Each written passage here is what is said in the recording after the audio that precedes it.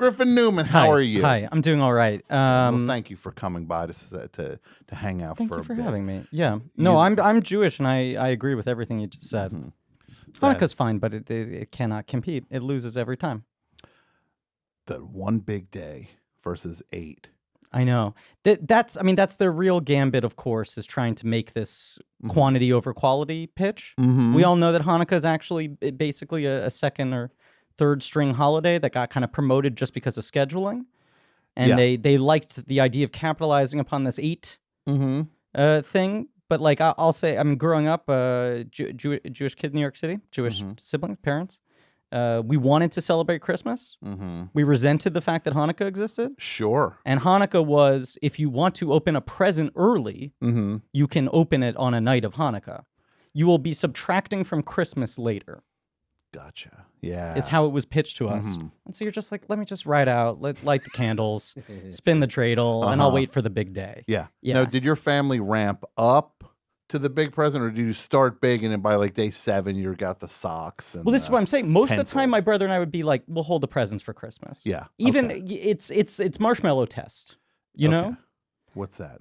Yeah. There's that psychological study where they put the marshmallow in front of a person and they go, if you can go 5 minutes without eating the marshmallow, we give you 2 marshmallows. Okay. Most people end up eating the marshmallow. They can't wait. What is this? Dogs? They can't wait Yep. 5 minutes to eat a Human marshmallow? behavior. I know. Marshmallows are not that good. I know. I'm saying my brother and I, we would look at each other and go, let's wait. Let's just wait till Christmas. Boy, that marshmallow's sure looking good in front of me. Oh, what are we at? 90 seconds? Oh, I don't know if I can make it. Oh, boy. Just imagine that marshmallow in my mouth. That gooey blob of nothingness. Gooey, orange, cheesy liquid What was that? inside a also? marshmallow. Orange. I understood what she was saying. I quickly tapped into that she must mean caramel, but it was the strangest. I understand she's a child. Of course. I don't judge her harshly, but it was a strange combination of orange cheesy liquid. I thought somebody filled up a box of Cheez-Its with water. Right. Or someone's injecting something into the Snickers. Yeah. Yeah, you might want to watch out over there watch out. on Candy Cane Lane or whatever they were saying. What was that, Trick or Treat Street? Sure. They got a whole street for the thing now? Yeah. Wow. Man, when I was a kid, I would just go so far out on Halloween. I would just go. I think I went into like different towns. Like my family was. To put it politely, Sure. undersupervised. Gotcha. Did you have siblings? I have one sister. Okay. Yes. And would she trick or treat it with you or not? Yeah, for a long time. For a long time. Yeah. Okay. We were together in Sure. our love of Halloween. Okay. And let me just say this first of all, if anybody's out there saying, "Well, who's Griffin Newman?" Everyone's first of all, saying nobody's that. saying that. Everyone's saying that. Everybody knows Blank Check podcast. You got it. You nailed it. The Blank Check podcast that you do with what's his name? Dougie McMovies. Dougie McMovies. David Sims. David Sims. Of the Atlantic. He's from the Atlantic. Yes, he's serious. And he's always the guy where you're like, I like Die Hard. And he's just like, what about the bicycle thieves? It's a real Goofus and Gallant dynamic between the two of us. That's what we've tapped into. It's actually a very interesting, very informative, long form podcast in the fact that you will take on a certain director. Yes. And you will go through the whole oeuvre. We do the whole thing. Yeah. We do the whole thing. You did a Clifford episode with us, which was part of an isolated. Yes. Yes. It was not part of. You were not going through Paul Flaherty's. We weren't doing a Flaherty series. Yes. But usually, yes, we pick a director and we do the whole kit and caboodle. Now, what's been the most challenging one that felt like a true slog for you to get through? I pushed the Tim Burton thing uphill with my co-host for a while because I'm such a big fan of the first 10 or so. Yeah. Most amazing career. Correct. Literally, it's like two sides. Yep. One side is good. Yep. This side is the worst. Yep. And I'm such a fucking simp apologist that I will make contrarian arguments for some of the later ones. There's some of them I can barely muster up the energy, and there's some that I fully hate. But I argued for years, I think it's worth doing. The first half is so good, and the second half is not as dire as you think. Yeah. And I won the argument, and the first half was great, and the second half was interminable. It's worse than you think when when you're actually having to live in it week by week. Because in real time, we had years in between those movies coming out to recover. Yeah. And you're kind of like, oh, Planet of the Apes. That might be something. Right. And you're but like, when was that good? It sucked. Right. It's the feeling when you're watching Alice in Wonderland and realizing next week I have to watch Dark Shadows. There's no break. You know? Yeah.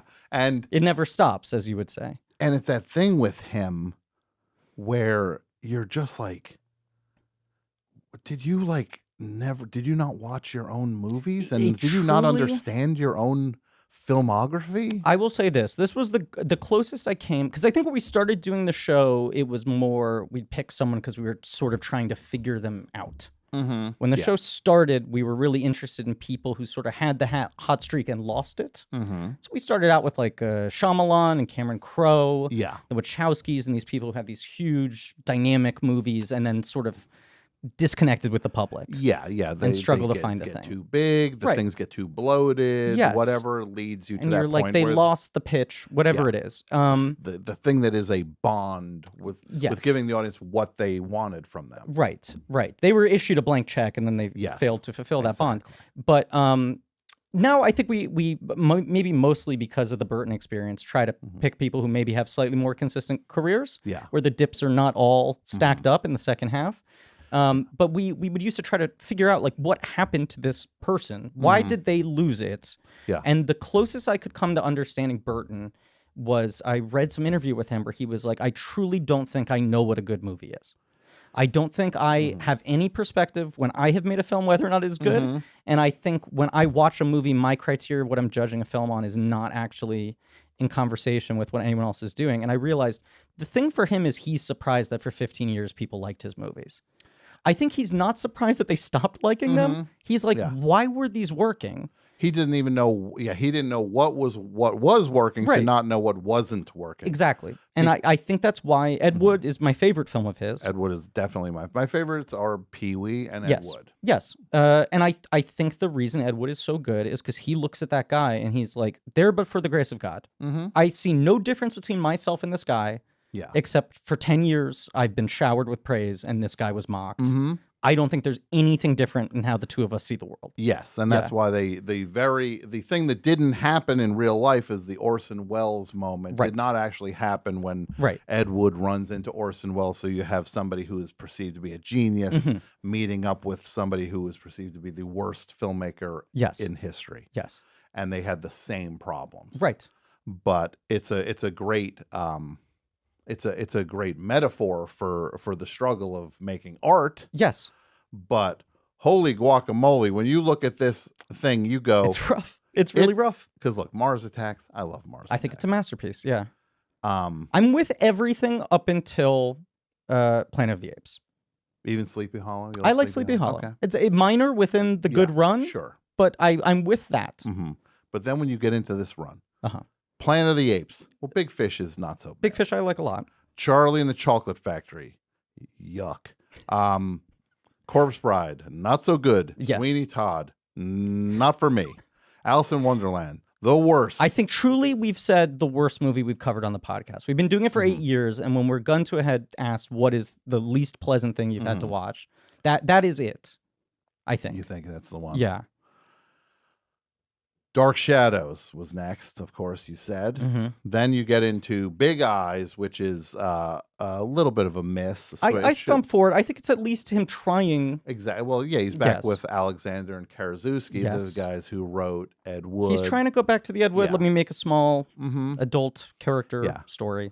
Then you get into Mrs. Peregrine's Home for Peculiar Children. But of course. I didn't see it. But of course, you didn't. I sat that one out. You didn't. I get my fill. I think there's enough things documenting magical children. Sure.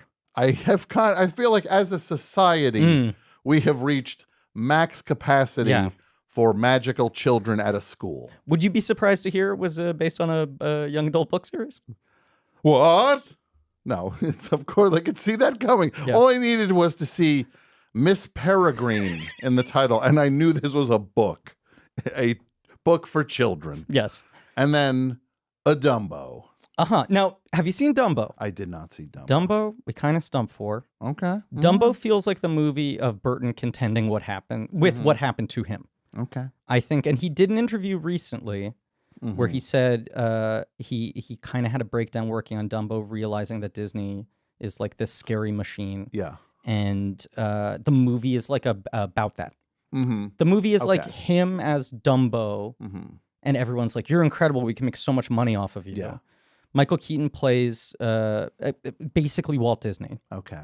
And everyone's just sort of exploiting Dumbo. It's not a fully successful film. Yeah. But it's got a little life in it. You know what I would say Tim Burton could have done in that circumstance was not make Dumbo. Now, I agree with you. This is the problem. He didn't have to make Dumbo to make that point. He could have written an essay. Yes. The problem is I can only defend it so far because that argument is unbeatable. Yes, because he just had to write, why I will not work for Disney anymore. He could have written it and posted it on the internet. I mean, he's now doing the Wednesday Addams the TV show for Netflix, and that feels like another one where it's like, why get out of bed? We all can imagine. We can read that on a piece of paper and in our head project what 8 episodes of a Riverdale-style Wednesday Addams spinoff feels like. Yes. You don't need to do it. Yeah. He did fire all his reps. Did you hear that? No, is that he true? He did, like a year or so ago. I heard he cleaned house. I kind of like that. Because he knows something's wrong. He knows. Yeah. He does know. I think he doesn't know what to do, how to correct it. Yeah. But I think he does know. I would love to see him make a good movie again at some point. I think he could do it if he maybe gets a little away from IP, for example. The dreaded IP. Maybe something doesn't have to have been a comic book or a children's book before. Sure. These guys with this stuff, man. They love the IP. They love this children's junk. Yeah. I remember seeing Dark Shadows in the theater, and I was just like, I wanted to like it so badly. Absolutely. Yeah. And it was just like, I don't even know who this is for. No. It was for me, I thought. In theory, right. And then I realized, oh, it isn't. If not for me, then who? Then for right. Yeah, that was bleak. Yeah. So who's on blank check now? Who's Stanley Kubrick? Okay, The Master.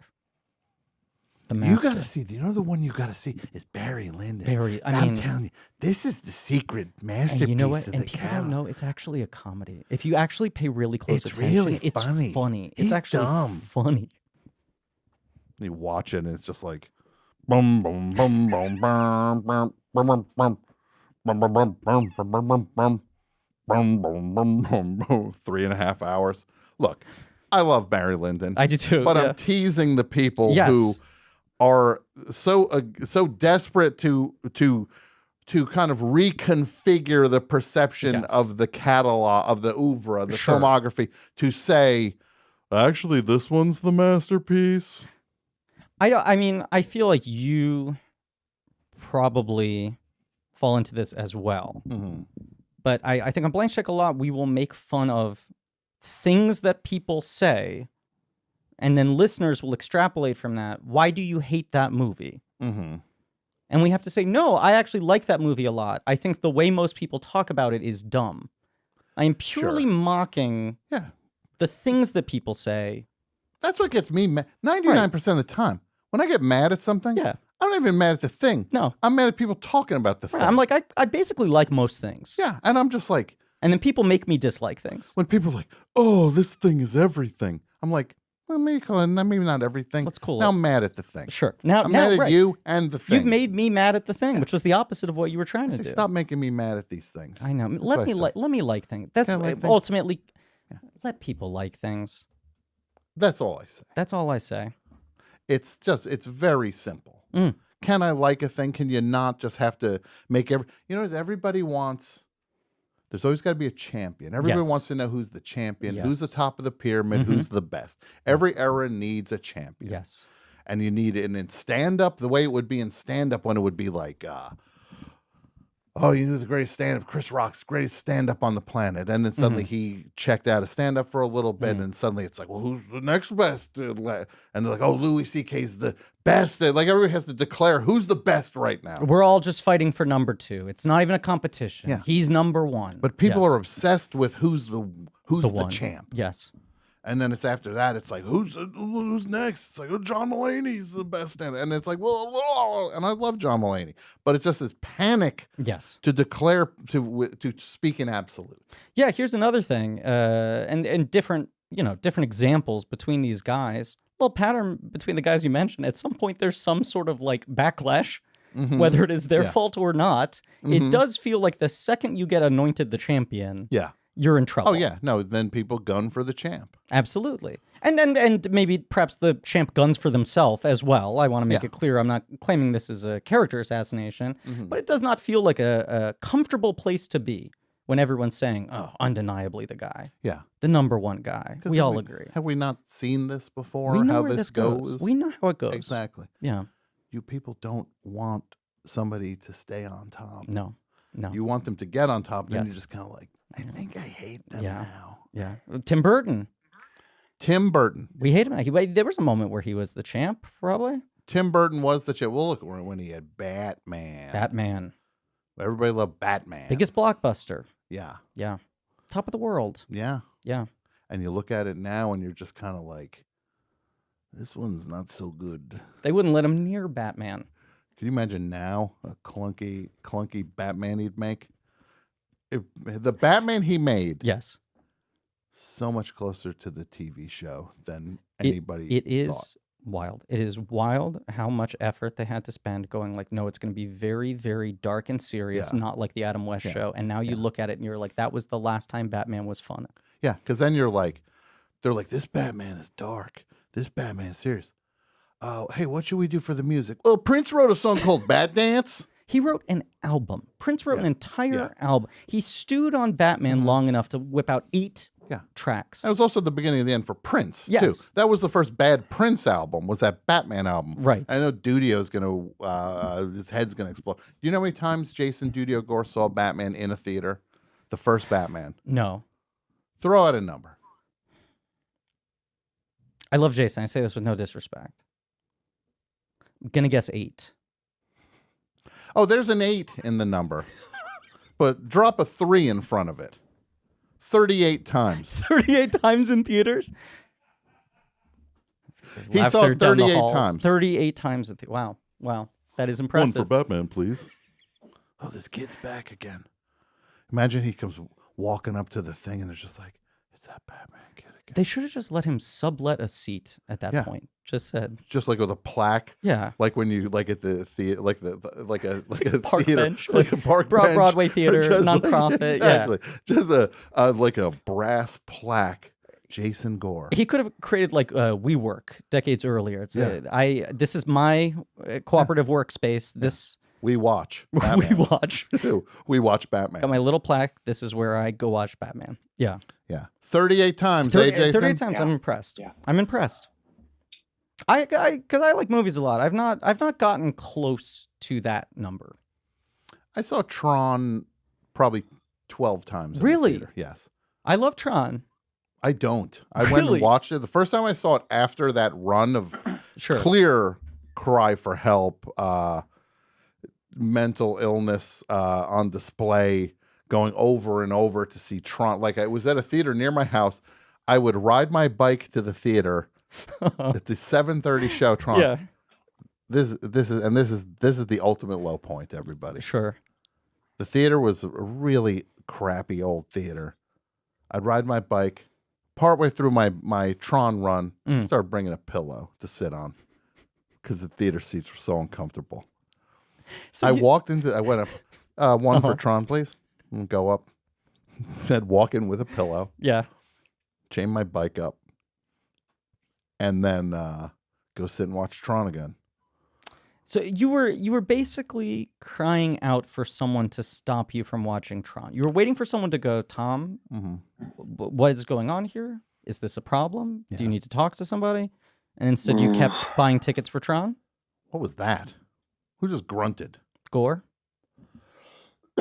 it was a thing.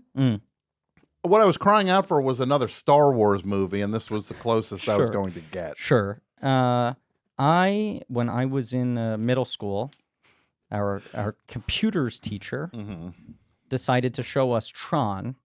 It was one of those, probably right before Thanksgiving or whatever, free-for-alls. Yeah. Where they're like, if any teacher has an idea for something that could take up 4 periods and the rest of us can clock out early, please raise your hand. The computer teacher said, I think if I show the kids Tron, they'll have a better understanding of how computers work. Sure. It's a very realistic film. No, of course it is, because there's the master control program, and they send the different characters to the battle, battle grid. Got to do discus. The game grid. They got to do the discus. So I had already seen Tron several times at that point. I was a big fan of Tron as a similar lonely boy crying out for help. And I talked it up to everybody. I was like, you don't know how fucking lucky we are. Yeah. This is going to be one of those dumb movies they make us watch for school. This is Tron. Tron rips. Get ready. Yeah. And we start, and that film opens with the opening Chiron explaining like, in the computer, there is this and that. It just dumps like 6 pages worth of exposition. Yeah. Everyone checks out immediately. Everyone checks out. And then the film does not really have a crackerjack start. It's pretty slow. It's pretty leisurely paced. Everyone's like done. So now people are like punching each other and French kissing each other and yelling and doing bits and whatever. The teachers are trying to calm everyone down. And the computer teacher stands up and he pauses the movie and he goes like, if you don't pay attention and watch Tron, we're going to make you all go back to class. You're going to have to do actual schoolwork. And someone raises their hand and says, but it's too late for us to watch the movie now because none of us know what happened in the first 30 minutes. And one kid cries out from the back of the room, Griffin knows what happens in Tron. Oh my God. And they made me stand in front of the class and explain the lore of Tron to avoid having to do schoolwork. And I had to reveal the depth to which I knew the labyrinthian plot of Tron. So you're up there saying, does everybody remember Sark? It's character Sark. Because there's Flynn, who was... he fights for the users. Yeah, he fights for the users. Right. And the other thing about this Tron 2 that they made... Legacy.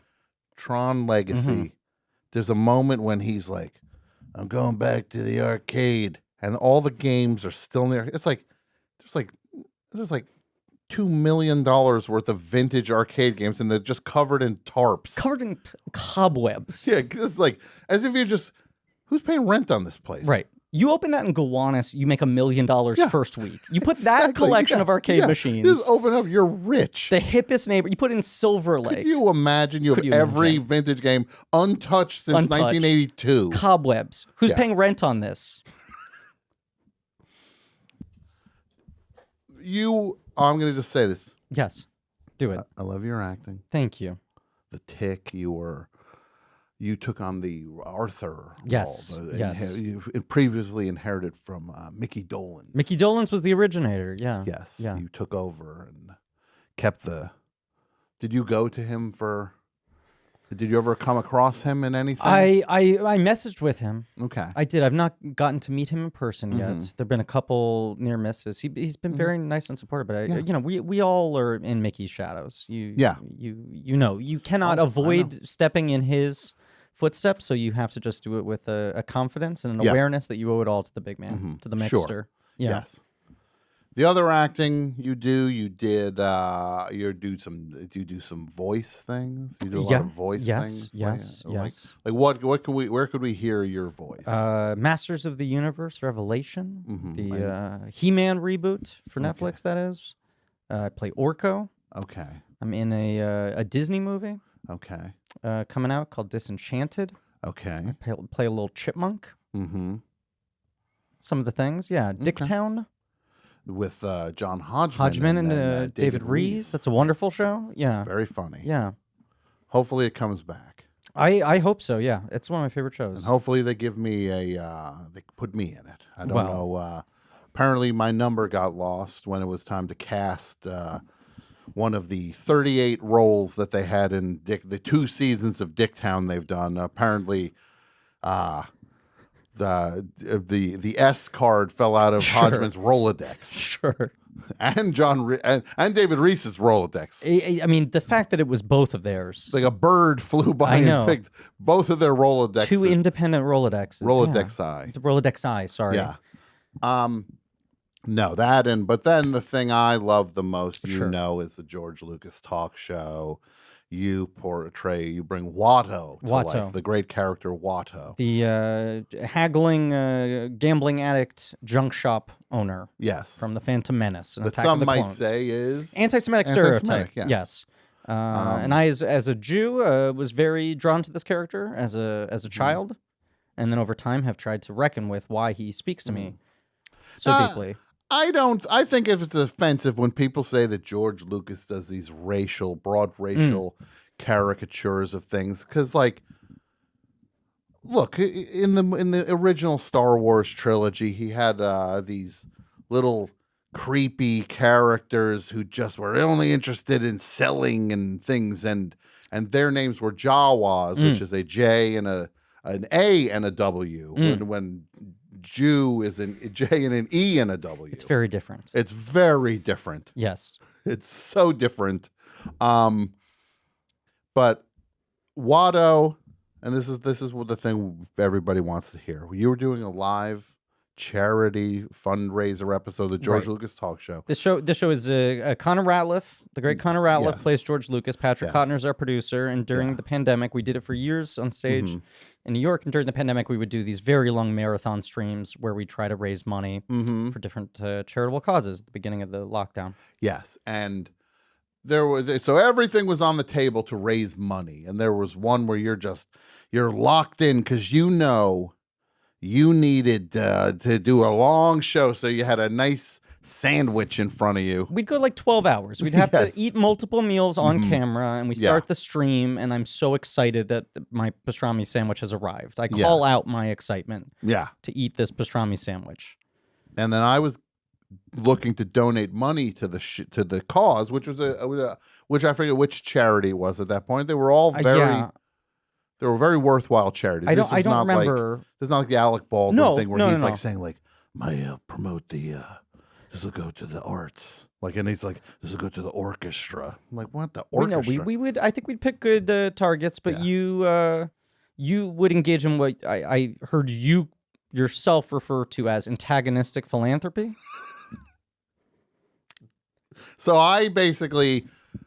And I'm not proud of this, and I am proud of it at the same time. It's one of those things. I think you should be. I said, how much to get you to throw that pastrami sandwich off your fire escape? I think you first said, I will give $100 if you throw the pastrami off the fire escape. I think we did a lot more than 100. Well, no, I think you at first threw out a number as a joke, and I said, there's absolutely no scenario in which I throw this off a fire escape for $100. I'm dying to eat this. And then the question became, what is the number? Okay. And then the number became...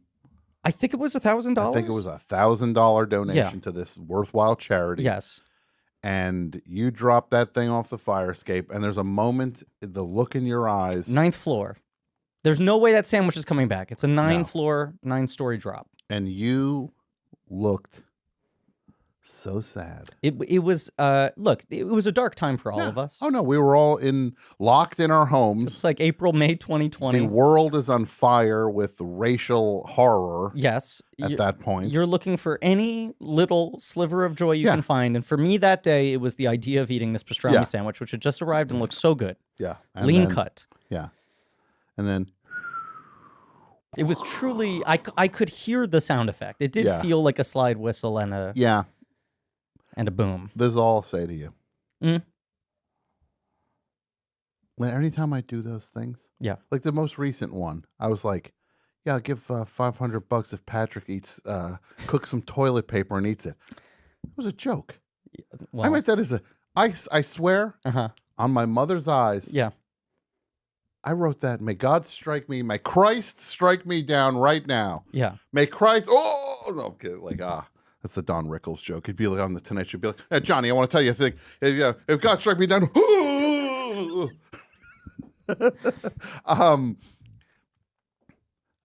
I throw these things out as jokes on the thing, and then Patrick's like, "Yeah, I'll do it." And I was like, I seriously immediately started saying, No, this is a joke. I was going to say, I didn't know if you wanted me to pull the curtain back, but we were raising money for a National Abortion Access Fund. It was right after Roe v. Wade had been stricken down, and we ended up raising $40,000. It was the biggest single stream we had for one of these. And I think you offered even more money than that. Yeah. But you said if you cook toilet paper. Yeah. And so Patrick takes out a frying pan, he puts some oil on it. We cover it in marinara sauce. We try to zhuzh it up whatever way we can. Oh and you almost immediately start texting Patrick and say, "Please don't." If I thought you were going to do this, I would have come up with a funnier thing. Yeah, because your also defense disgusting. was that's a first draft. Yeah, you shouldn't have said yes to this. But it's also truly disgusting. It was terrible. I mean, I ended up eating about half of it, which was not even part of the donation, but it felt like the spirit caught me. Yeah. The spirit. A fork and knife. I lit a little candle, and I did like a little Lady and the Tramp red tablecloth eating of this toilet paper. It was bad. It was bad. It was bad. It tasted bad. Well, I just want to take this opportunity to apologize. You to owe no. Okay, well, that's all I'm saying. And you owe no apology. I also want to thank you for coming by. This is so exciting. Griffin Newman, you're one of my favorite people. You're endlessly interesting to me. Thank you. I feel that way about you. For 100 hours. I feel that way about you. It's very kind of you to say. Well, what can we look forward to next from a Griffin Newman? The Blank Check. We're doing Kubrick right now, and then after that, we'll be doing Henry Selick. Okay. Starting right up. You got new movie Wendell and Wild's very good. I don't know if you've seen it yet. I have not seen it yet. It's an interesting movie. And then this Disney film Enchanted comes out November 18th. Okay. On Disney Plus. I'm a little wisecracking chipmunk. I'm trying to gad my way to the bank. I would love to ride this thing like a bucking bronco. Right there. That's the moment. That's the moment. That's the moment where the pastrami has just been dropped. And you see in my eyes, I know. Yeah. I know that it will be hours before I end up getting any new food. The look in that person's eye says, I don't know if I'm going to make it through this pandemic. Truly. No, truly. And I'll say, actually, because I often forget this part of the story, you then doubled the bet. Or the donation, I should say. It wasn't a bet. Yeah. You doubled the donation where if instead of reordering the pastrami or anything that would have been better, easier, or faster, if I ordered Chuck E. Cheese. So I ordered Chuck E. Cheese pizza, which took about 3 hours to arrive, and was no control over that. Was not very good. Yeah, it was not very good. Yeah. Well, I thank you. You've given me so much entertainment. You helped me get through the pandemic, and I thank you. You really you helped the show a lot, not just in terms of donations, but many of those streams were on hour 6 and we're running on fumes. And you say, "Well, this is a joke. I don't actually want you to do this, but we need something at that point in time. You're giving us." Material. I appreciate you coming in. I appreciate everything you do. Thank you. Griffin Newman, everybody.